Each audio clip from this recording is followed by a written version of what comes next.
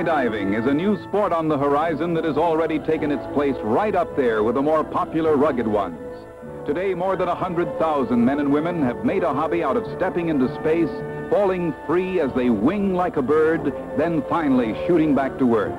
A trained skydiver has complete control as he plummets through space.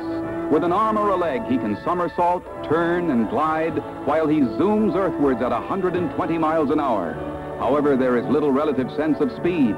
As it was once described, it's like being suspended by 1,000 invisible wires on a bed of feathers.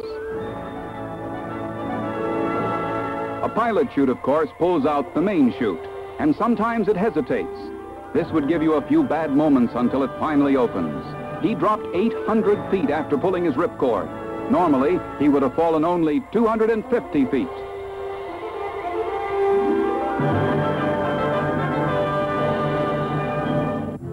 Not many years ago, it was thought that a man would black out in a free fall from any great altitude. It took the early parachutists to prove that man is a remarkably adaptable creature. Today's skydiver flies his body through the air as a pilot flies his plane, doing controlled turns, loops, and dives. He's like a swimmer in water, but his element is the atmosphere.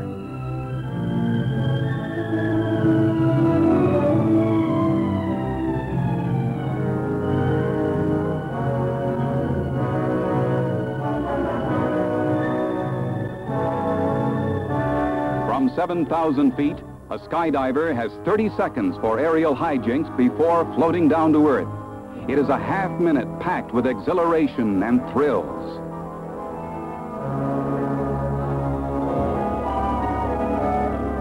A dedicated skydiver soon passes on to more sophisticated maneuvers, like this two-man hookup for the benefit of the cameraman. Some divers carry altimeters that warn them when to pull the ripcord. Others rely by practice on visual sighting of old Mother Earth rushing up to meet them. Whichever the case, the ripcord must be pulled at 2,000 or 2,500 feet.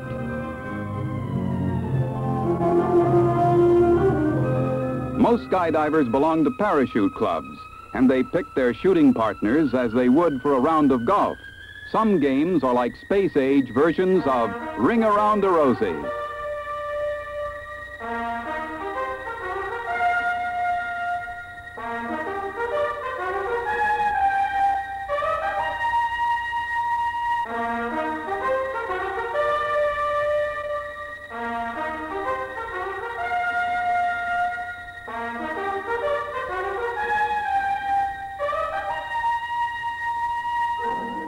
About 1,000 skydivers hold Class D licenses, meaning they have made more than 200 free falls.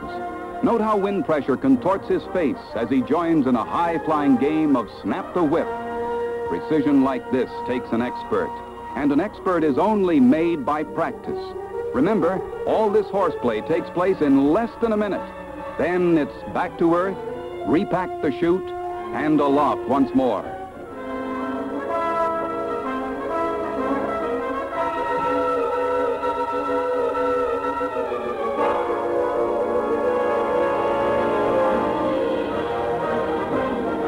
It's hard to believe that they can handle themselves so easily while they fall through space at speeds reaching 160 miles an hour. Among skydivers, you're considered a postgraduate when you can successfully complete a hula hoop pass, the hardest maneuver of them all.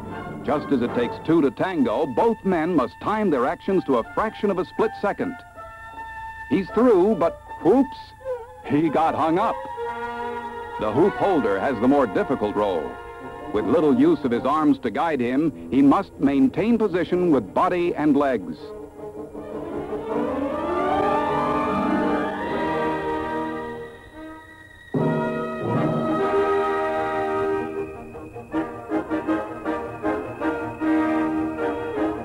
Sometimes traffic is so heavy, you need an aerial traffic cop. Here comes today's hula hoop winner, a clean pass-through.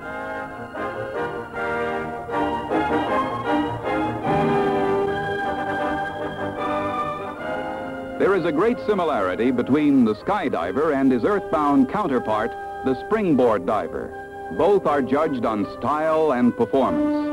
The skydiver is judged on his exit, his form in executing turns and somersaults, and his accuracy in landing on target. A series of figures must be completed within 20 seconds with bonus points for each second less and penalties for exceeding the time.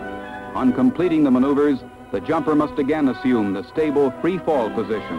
On the ground, judges keep an eye on the contestant and with stopwatches chart every second. Between the 25th and 30th second, his parachute must be opened. In practice for international competition, team jumps sharpen timing and reactions. In the past, European nations, notably France and Russia, have dominated sport parachuting. The U.S. didn't really get started until 1956, but in 6 years they came into their own, winning the 6th World Championship.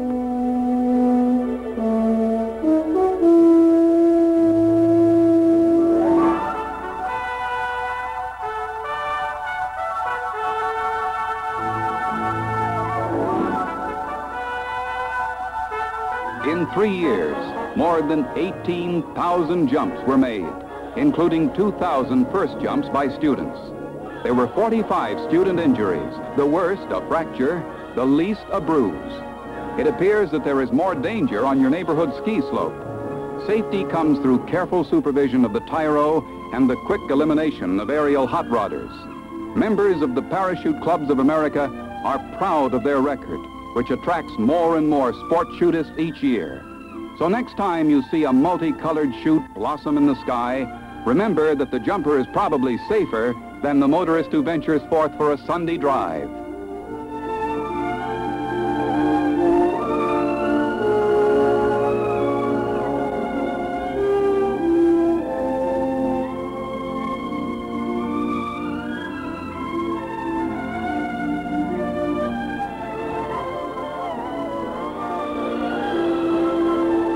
Skydiving and parachuting have hit the bullseye as a sport.